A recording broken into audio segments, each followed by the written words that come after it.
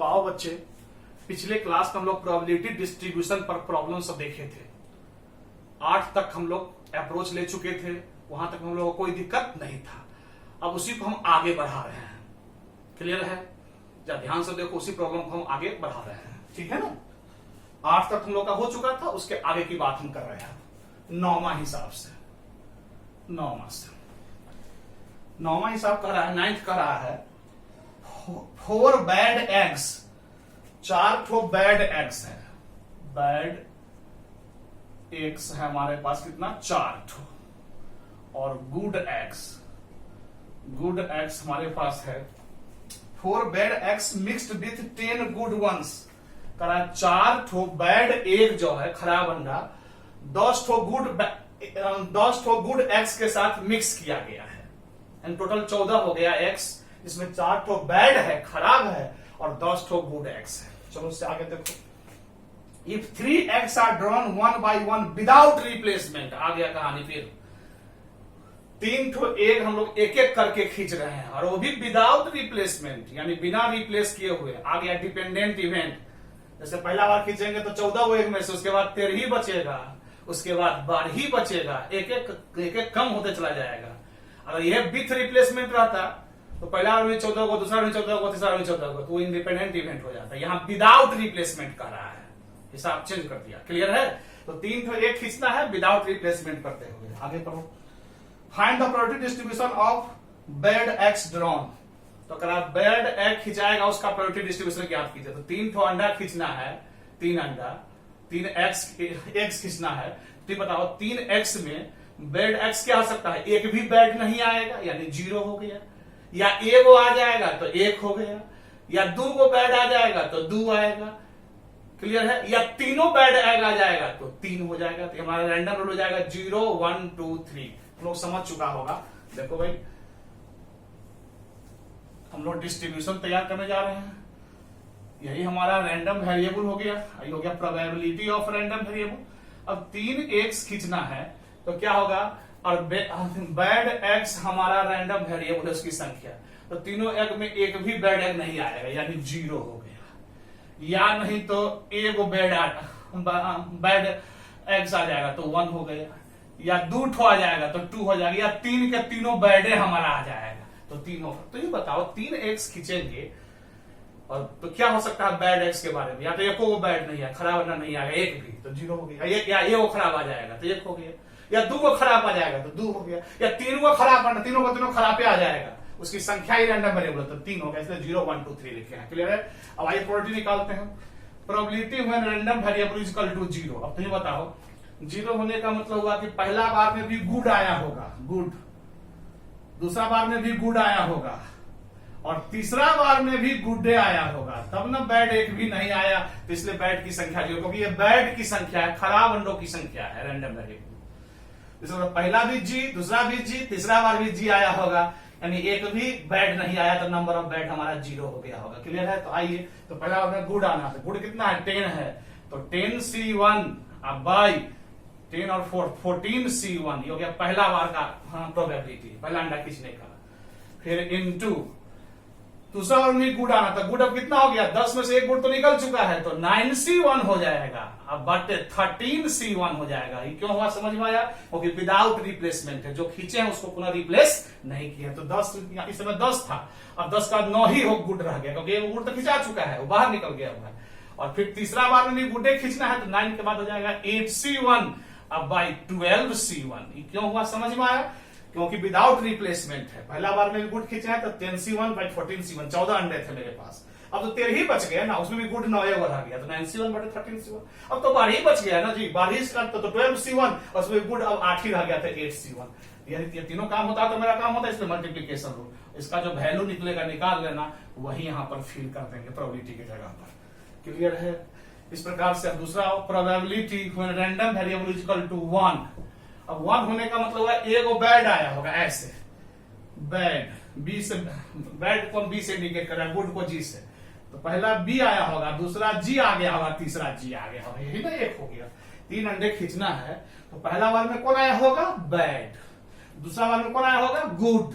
तीसरा में क्या कौन आएगा गुड, तब ना एक ही बैड अंडा बना, बैड अंडा की संख्या ही रैंडम वेरिएबल है। तो आओ पहला में बैड आया तो बैड कितने आ गए 4, हो जाएगा 4C1 अब बाई टोटल सैंपल 14C1, ये हो गया पहला बार में बैड खींचा, तो बैड खींचने का प्रोबेबिलिटी खराब अंडा इनटू, फिर देखो अब तीसरा में गुड, तो गुड मेरे पास कितना है 10 है, 10 है, तो 10C1 अब बाई 14C1, 14 अंडा के जगह पर तो 13 अंडा रखे क्योंकि वो बैड तो खिंचा चुका है विदाउट रिप्लेसमेंट है, तो यहां हो जाएगा 13C1 इनटू, फिर दूसरा में भी गुड है तो गुड तो खिंचा गया तब 10 के जगह पर हो जाएगा 9C1 बाई 12C1, क्योंकि एक अंडा इधर यहाँ 2 अंडा निकल चुका है तो 12 अंडा बचेगा, 14 में 2 गया तो 12, क्योंकि विदाउट रिप्लेसमेंट है। अब रुको एक मिनट, अब तुम ही बताओ एक बेड की संख्या ऐसे की है, बेड एक पर एक ऐसे की, तो ऐसे भी तो हो सकता था GBB, पहले बार में गुड खिंचा था, दूसरा GBG, दूसरा में बेड क्या था, तीसरा में गुड खिंचा था, इसमें भी तो एक ही बेड निकल रहा है, यानी तो ऐसे भी हो सकता था G और B, पहले दोनों बार में गुड और तीसरा बार में बेड, यानी ये 3 केस में जाएगा एगो बेड बनने वाला, इसलिए यहां पर हम लोग क्या करेंगे इंटू 3 से मल्टीप्लाई कर देंगे, क्योंकि 3 केस में जाएगा, ये हम बार बार कह चुके हैं पिछले क्लास से। इसका जो वैल्यू आएगा उसको यहां पर फिल कर देंगे। इस प्रकार से probability when random variable is equal to 2, अब रैंडम वेरिएबल 2 होने का मतलब तू समझ चुका होगा क्या चीज कि 2 ठो बैड आया होगा BB और 1 ठो G आया होगा, क्योंकि बैड एक्स की संख्या हमारा रैंडम वेरिएबल है, तो 2 खराब अंडा 3 ही खींचना है, तो जरूर वो गुड होगा तब ना 2 खराब होगा, तो BBG पर हिसाब हम लोग बनाते हैं, पहला बार बैड आना तो बैड कितना है 4, तो 4C1 अब बटे 14C1 इनटू, फिर दूसरा में बैड आना तो बैड तो खिंचा चुका है, तो 4 के जगह पर हो जाएगा 3C1 और यहाँ 13C1, क्योंकि वो हट चुका है विदाउट रिप्लेसमेंट इनटू, अब तीसरा में कौन ना गुड आना, समझ में आ रहा है, तीसरा में गुड आना तो गुड कितने हैं 10, तो 10C1 अब बाई 12C1, क्योंकि यहां पर 2 अंडा खिंचा चुका है तो अब 12 ही अंडा बचेगा विदाउट रिप्लेसमेंट का हिसाब है। अब रुको यहां भी इनटू, अब देखो 2 ठो खराब एगो सही, ये भी 3 केस बनेगा, ऐसे BGB भी हो सकता है, समझ में आया, या GBB ऐसे नहीं हो सकता, देखो तो ये तीनों केस में 2 ठो बैड आ रहा है, BBG बैड बैड गुड या बैड गुड बैड या गुड बैड बैड, ये तीनों केस में हम बारी बारी से काम करें, यानी तो इसको 3 से मल्टीप्लाई कर देंगे, ये 3 केस का काम कर जाएगा। क्लियर है, यहाँ जो आएगा वैल्यू उसको हम लोग यहाँ पर फिल कर देंगे, जो मान निकालना जो आएगा सो यहाँ पर। इस प्रकार से probability when random variable is equal to 3, अब रैंडम वेरिएबल 3 तो समझ में आ गया होगा, तीनों बैड आ रहा है, यानी पहला बार में भी बैड, दूसरा में बैड, तीसरा में बैड, ये तीनों में एक ही केस का हिसाब बनेगा, तो बैड है कितना है 4 है, तो जाएगा 4C1 by 14C1 into, clear है, 4C1 by 14C1 into 3C1 by 13C1, चूंकि वो बैड निकल चुका है तो 13 ही बचा, इनटू अब 2C1 बाई 12C1, क्लियर है, विदाउट रिप्लेसमेंट था, पहला में 4 बैड था, टोटल 14 अंडे थे, तो 4 में से कोई एक जाया, 14 में से कोई एक, अब 14 के जगह पर 13 हो गए, और बैड अब 4 के जगह पर 3 हो गया 3C1 13C1, अब 13 के जगह पर 12 हो गया तो 12C1 और बैड 2 बचा 2C1, यही अगर विथ रिप्लेसमेंट रहता तो 4C1 by 14C1 4C1 by 14C1 4C1, सब में यही बात हो जाता 4C1 बाई 14C1, यहाँ पे इसलिए ऐसा हुआ, इसका वैल्यू निकाल लेंगे जो आएगा सो यहाँ फिल कर देंगे, और इस प्रकार से हम लोगों का यह प्रोबेबिलिटी डिस्ट्रीब्यूशन तैयार हो गया। यहाँ तक समझने में किसी को दिक्कत नहीं, चलिए तो आगे थोड़ा बढ़ते हैं हम लोग।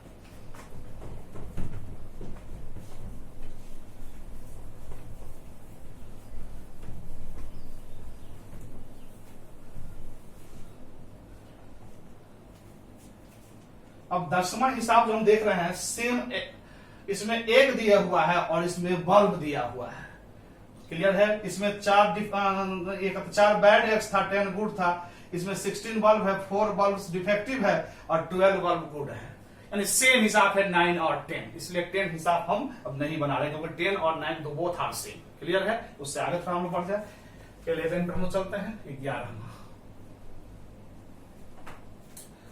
11वां करा है ए बायस्ड क्वाइन, एक खराब सिक्का है, बायस्ड मतलब खराब, a biased coin in which the occurrence of tail is 3 times as likely as head. देखो क्या कर रहा है, एक ऐसा सिक्का है जिस पर टेल आने का प्रोबेबिलिटी हेड आने के प्रोबेबिलिटी से 3 गुना ज्यादा है, जबकि अच्छा सिक्का पर हेड और टेल का प्रोबेबिलिटी बराबर न हो जाता है 1/2 जो अनबायस्ड कॉइन रहता है, अच्छा सिक्का रहता है। लेकिन यहाँ खराब सिक्का है, बायस्ड कॉइन है, वहां पर टेल आने का प्रोबेबिलिटी जो है सो हेड आने के प्रोबेबिलिटी का 3 गुना है। तो देखो मान लेते हैं कि let probability of head is equal to P मान लेते हैं, देन प्रोबेबिलिटी ऑफ टेल क्या हो जाएगा 3p। क्वेश्चन कह रहा है कि a biased coin in which the occurrence of tail is 3 times as likely as head, यानी हेड आने से 3 गुना ज्यादा प्रोबेबिलिटी टेल का है, इसलिए प्रोबेबिलिटी ऑफ हेड p माने हैं, तो देन प्रोबेबिलिटी ऑफ टेल कितना हो जाएगा 3p अकॉर्डिंग एज क्वेश्चन कहा 3 गुना है। और हम लोग जानते हैं सिक्का पर वी नो दैट हेड और टेल दोनों का प्रोबेबिलिटी अगर जोड़ेंगे p + 3p = 1 नहीं हो जाएगा, क्योंकि प्रोबेबिलिटी टोटल तो 1 ही होता है, 100% को 1 कहते हैं, इसलिए हेड और टेल दोनों का प्रोबेबिलिटी जोड़ेंगे तो वह 1 हो जाएगा। और यहां से 4p = 1, इसलिए p = 1/4 हम लोग का निकल गया। तो सो इस प्रकार से प्रोबेबिलिटी फॉर प्रोबेबिलिटी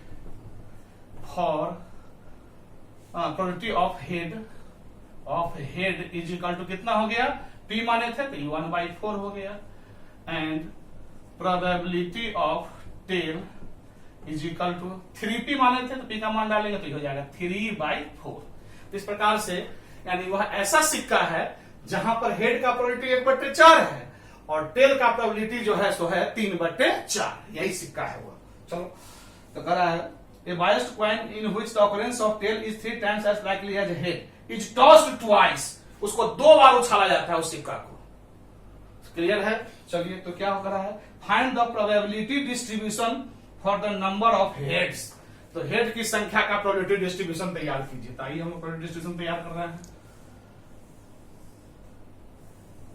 यही हमारा हो गया रैंडम वेरिएबल और ये हो गया प्रोबेबिलिटी ऑफ रैंडम वेरिएबल। अब देखो सिक्का को 2 बार उछाला जाता है और नंबर ऑफ हेड्स हमारा रैंडम वेरिएबल है, तो क्या होगा, सिक्का 2 बार उछालेगा तो 1 बार भी हेड नहीं आएगा यानी 0 हुआ, या 1 बार हेड आ जाएगा तो 1 हुआ, या दोनों बार हेड आ जाएगा तो 2 हुआ।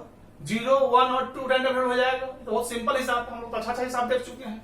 2 बार सिक्का उछालेंगे तो हेड 1 बार नहीं आया तो रैंडम हेड 0 हो गया, या तो हेड 1 बार आ गया तो 1, या हेड दोनों बार आ गया तो 2 हो गया। नंबर ऑफ हेड्स ही कह रहा है हमारा random variable, number of heads. तो 0, 1, 2 की बात समझ में आया? अब प्रोबेबिलिटी निकाल दो।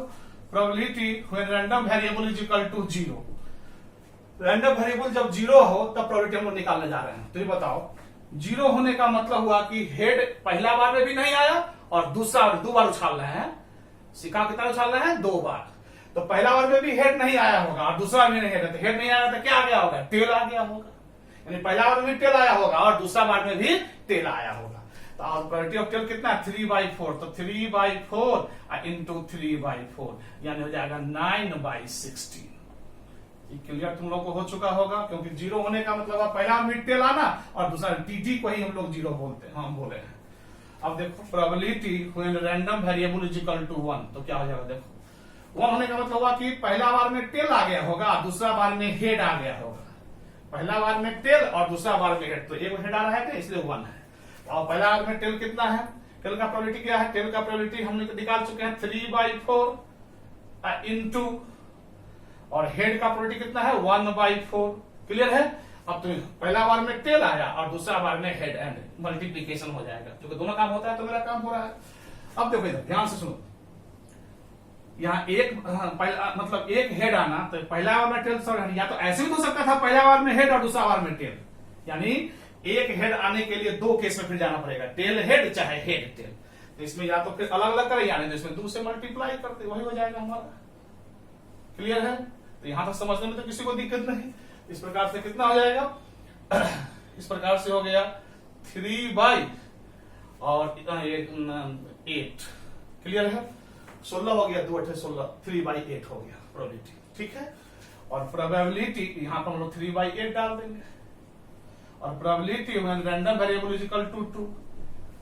कभी कभी जब दो हो गया तो तीसरा का प्रोबेबिलिटी निकालना होगा, तो बिना हिसाब बनाए भी निकाल, दोनों को जोड़ देंगे और एक में से घटा देंगे, क्योंकि तुम पढ़े हुए हो कि सारे प्रोबेबिलिटी का योग जो होता है सो 1 के बराबर होता है। तो ऐसे भी विधि का यूज कभी कभी कर सकते हो, हम तो इसे बना ही रहे हैं। 2 मतलब हो गया कि दोनों बार हेड आया, यानी पहला बार में भी हेड और दूसरे बार में भी हेड, एक केस बनता है। तो 1/4 इंटू 1/4, यानी पहला बार में भी हेड आना एंड दूसरे बार में भी हेड आना, तो 1 क्या हो गया 16, यहाँ हो जाएगा 1/16। इसको जोड़ोगे तो 1 होगा, देख लो जोड़ करके 16 कैल्सियम हो जाएगा, तो 17 6 9 15 16 यानी 1 आ रहा है। क्लियर है? तो यही डिस्ट्रीब्यूशन मेन यही चीज था कि हेड और टेल का सिक्का खराब था, उसमें हेड और टेल का प्रोबेबिलिटी क्या था वही दिया हुआ था। तो क्या क्लियर हो गया? यहाँ पर समझने में कोई दिक्कत नहीं। अब आइए जरा इस थोड़ा आगे बढ़ते हैं।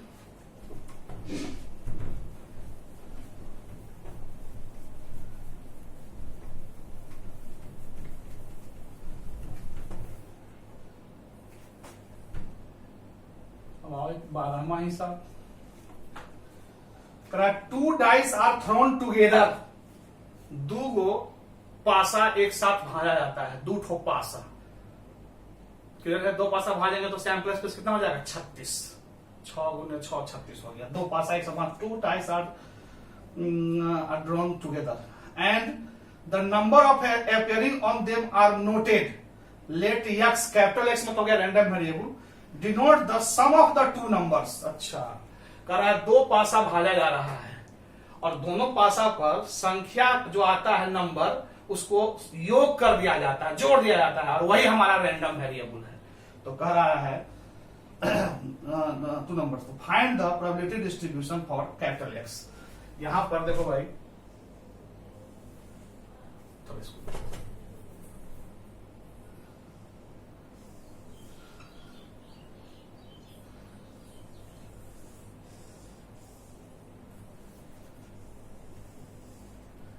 यही हमारा रैंडम वेरिएबल हो गया, ये प्रोबेबिलिटी ऑफ रैंडम वेरिएबल। अब रैंडम क्या कर, देखो 2 ठो पासा जब भी भाजा जाएगा तो ये बताओ, तो पासा पर बहुत कम आएगा तो इस पर क्या आएगा 1 आएगा, उस पर भी क्या आएगा 1 आएगा, तो 1 और 1 को जोड़ेंगे तो कितना होगा 2। 2 ठो पासे पर संख्या का योग कितना होगा मिनिमम 2, और मैक्सिमम क्या हो जाएगा, इस पर भी 6 आ जाए और उस पर भी 6 आ जाए तो 12, यानी 2 से लेकर के 12 तक योग बनेगा। 2 भी हो सकता है, 3 भी हो सकता है, 4 भी हो सकता है, 5 भी हो सकता है, 6 भी हो सकता है, इस तरीका से 12 तक योग जाएगा। 13 नहीं ना होगा, क्योंकि पासा पर तो मैक्सिमम 6 ही ना होता है, तो 6 और 6 12 होगा, 13 कैसे हो जाएगा? पासा पर कोई 7 होगा तब ना 13 बनेगा, ऐसा तो होता नहीं है। तो और रैंडम वेरिएबल कह रहा है कि दोनों पासा पर का योग ही कह रहा है, जोड़। तो जोड़ क्या क्या होगा, तो जोड़ मिनिमम जो होगा वो 2 होगा, 2 से कम तो हो नहीं सकता, क्योंकि पासा पर तो मिनिमम 1 ही होता है, 0 भी होता है क्या? नहीं ना होता है, इसलिए 1 और 1 2। तो 2 या तो योग 2 होगा, या 3 होगा, या 4 होगा, या 5 होगा, या 6 होगा, या 7 होगा, या 8 होगा, या 9 होगा, या 10 होगा, या 11 होगा, या 12 होगा। क्लियर है? अब आओ सैंपल से तुम समझ चुके हो, सैंपल जो 2 पासा भाग आएगा तो एनएस बराबर हमारा क्या हो जाएगा 6 × 6 = 36 हो गया। सैंपल स्पेस हमारा कितना हो जाएगा 36। 36 कौन कौन होगा एलिमेंट तो समझ रहे हो, ऐसे करके 1 1 1 2 1 3 1 4 1 5 1 6। जैसे 1 से 6 बना, जैसे 2 1 2 2 2 से भी 6 बनेगा, 3 से भी 6, 4 से भी 5 6, तो 6 × 6 36 एलिमेंट बनेगा, ऐसा ही। क्लियर है? चलो भाई, ये तो समझ चुके हो तुम लोग। अब जरा उससे आगे बढ़े, तो यही हमारा रैंडम वेरिएबल है। अब प्रोबेबिलिटी निकालते हैं, एक आध का निकाल कर दिखाए थे, तुम खुद निकाल सकते हो, बहुत हल्का हिसाब है। प्रोबेबिलिटी है रैंडम वेरिएबल = 2। 2 होने का मतलब हुआ कि घटना कैसा घटा होगा, हमारा इवेंट जो हुआ होगा ऐसे ऐसे घटना घटा होगा। पहला पर भी 1 आ गया होगा और दूसरा पर भी 1 आ गया होगा, और कुछ हुआ होगा बताओ। योग 2 कैसे हुआ होगा, इस पर भी 1 आया होगा, उस पर भी 1 आया होगा, तभी योग 2 बना होगा। तो नंबर ऑफ इवेंट कितना हो गया 1, यानी बराबर होना कितना हो गया 1। तो प्रोबेबिलिटी क्या हो जाएगा नंबर ऑफ घटना बटे नंबर ऑफ सैंपल स्पेस, यानी 1/36। तो यहां पर हम लोग 1/36 डाल देंगे। अब तुम लोग समझ चुका होगा, तुम लोग खुद काम कर लेना। क्लियर है? वैसा एक बात और दिखा देता हूं, प्रोबेबिलिटी व्हेन रैंडम वेरिएबल = 3। अब 3 होने का मतलब हुआ कि घटना कौन घटा होगा, 3 होने का मतलब हुआ हमारा घटना ऐसा घटा होगा, ऐसे ऐसे। पहला पर 1 आ गया होगा, दूसरा पर 2 आ गया होगा। या पहले पर 2 आ गया होगा, दूसरा पर 1 आ गया होगा। और कोई हो सकता है बताओ तो? नहीं। तो इस प्रकार से हमारा नंबर ऑफ इवेंट कितना हो गया? 2। तो 2/36 नंबर ऑफ घटना बटे नंबर ऑफ सैंपल स्पेस, इसको हम 1/18 भी लिख सकते हैं, 1/18। और तुम लोग समझ चुका होगा, क्लियर है? एक और दिखा देता हूं। प्रोबेबिलिटी हुआ random variable is equal to 4। Random variable 4 होने का मतलब हुआ संख्या का योग 4 आना। तो 4 कैसे आया होगा, बताओ? 4 ऐसे आया होगा, 1 3 आया होगा, या 2 2 आया होगा, या 3 1 आया होगा। और कोई हो सकता है बताओ? 4 योग आने के लिए पहला पर 1 दूसरा पर 3, या 2 2 आ जाए, या 3 1 आ जाए। और कोई तरीका तो नहीं हो सकता है। तो नंबर ऑफ घटना कितना हो गया? 1 2 3। तो ये जाएगा 3/36 यानी 1/12 इसका प्रोबेबिलिटी हो गया। अब तुम लोग को समझ में आ गया होगा। वैसे और दिखा देते हैं। प्रोबेबिलिटी हुआ random variable is equal to 5। Random variable कितना हो? 5 हो। तो घटना क्या क्या होगा? घटना हो गया होगा ऐसे 1 4 तो 5 हो गया, या 2 3 तो 5 हो गया, या 3 2 तो 5 हो गया, या 4 1 तो 5 हो गया। और कोई होगा बताओ? नहीं होगा। तो 1 2 3 4 हो जाएगा 4/36 यानी 1/9। 1/9 यहां पर डाल देंगे। क्लियर है? अब तो समझ गया होगा। और दिखा देते हैं। प्रोबेबिलिटी हुआ random variable is equal to 6। 6 होने का मतलब हो गया घटना ऐसा हुआ होगा, या तो 1 5 हुआ होगा, या 2 4 हुआ होगा, या 3 3 हुआ होगा, या 4 2 हो गया होगा, या 5 1 हो गया होगा, और कुछ होगा। या देखो तो 6 योग ऐसे नहीं बनेगा, 1 5 आ जाए, या 2 4 आ जाए, या 3 3 आ जाए, या 4 2 आ जाए, या 5 1 आ जाए। और कोई तरीका तो नहीं बनेगा। कितना हो गया? 1 2 3 4 5 तो हो जाएगा 5/36। तो यहां पर हम लोग 5/36 फिल कर देंगे। अब तुम लोग समझ चुका है। सही 7 8 9 10 11 12 तक कर लेना है। समझ में आया? लास्ट और बता देते हैं लास्ट वाला। Probability random variable is equal to 12। बीच वाला काम ना कर लेना। रैंडम वेरिएबल 12 आएगा मतलब क्या हो गया? घटना कैसा घटेगा? ऐसे 6 6 हो गया, एगो। समझ में आया? हो जाएगा 1/36 यानी 12 वाला में हो जाएगा यहाँ पर 1/36। बीच वाला काम तुम खुद कर सकते हो, हम समझा चुके हैं। तो यहां तक समझने में किसी को दिक्कत? क्लियर हो गया? तो यही हमारा डिस्ट्रीब्यूशन तैयार हो गया। यही करा है प्रोबेबिलिटी डिस्ट्रीब्यूशन तैयार कीजिए। करा था कि उसका योग जो होगा वही हमारा प्रोबेबिलिटी डिस्ट्रीब्यूशन होगा। तो यहां तक तो समझने में किसी को दिक्कत नहीं। अब आइए, तो 12 तक तो हो चुका। उसके बाद 13 से जो आगे हिसाब है उस सब में ऐसे ही डिस्ट्रीब्यूशन सब दिया हुआ है। हम 2 ही टाइप के हिसाब से चर्चा किए थे, या तो डिस्ट्रीब्यूशन बनाना, और इसी में तुमको थोड़ा हमारा प्रॉब्लम हुआ होगा, इसलिए इस पर हम ज्यादा चर्चा किए हैं। तो डिस्ट्रीब्यूशन बनाना तो तुम लोग खूब बढ़िया से सीख चुके हैं। और दूसरा हिसाब होता है डिस्ट्रीब्यूशन अगर दिया रहे तो रंग बिरंग का काम सब करना। तो अगला जो हिसाब सब वही डिस्ट्रीब्यूशन दिया हुआ है, पूछ रहा है कि सही है गलत है, तो बता ही चुके हैं कि प्रोबेबिलिटी का योग क्या होता है? 1। इस सबको जोड़ेंगे प्रोबेबिलिटी को। अगर 1 आ गया तो डिस्ट्रीब्यूशन सही है, नहीं तो गलत है। इसमें कोई के ऊ डाल देगा तो सबका योग बराबर 1 करेंगे तो के का मान निकल जाएगा। इसे हम लोग चर्चा किए थे अप्रोच क्लास में। तो अप्रोच का वीडियो को बढ़िया से देख लेना तो समझ में आ जाएगा। तो अब आगे जो भी हिसाब हम देख रहे हैं 13 से आगे जितने भी हिसाब सब है, प्रॉब्लम सब है, उस सब में डिस्ट्रीब्यूशन दिया हुआ है। और तब कह रहा है कि बताइए डिस्ट्रीब्यूशन सही है कि गलत है, के वगैरह का मान निकालिए। तो इस सब के लिए मेन बात यही होता है कि प्रोबेबिलिटी का योग जो होता है वो 1 होता है। इसी पर हम लोग काम करते हैं, जो हम अप्रोच में भी देखे थे। एक बार अप्रोच और बढ़िया से देख लेना, तो आगे का सारा हिसाब तुमसे बन जाएगा, कहीं कोई दिक्कत नहीं रहेगा। क्लियर है? तो यहां तो समझने में किसी को दिक्कत नहीं है। तो यही कहानी था हमारा प्रोबेबिलिटी डिस्ट्रीब्यूशन और रैंडम वेरिएबल। अब तुम बताओ, अब इस दोनों में मैं तुम्ही से कहना चाह रहा हूं, क्या भारी हिसाब है? क्या सिंपल हिसाब होता है? प्रोबेबिलिटी डिस्ट्रीब्यूशन और रैंडम वेरिएबल, यही 2 टाइप के हिसाब होते हैं। सारी चीज हम लोग चर्चा कर चुके। यहां तक समझने में किसी को दिक्कत नहीं? क्लियर हो चुका? चलो, सही बच्चे को बहुत बहुत प्यार और thank you for your patience.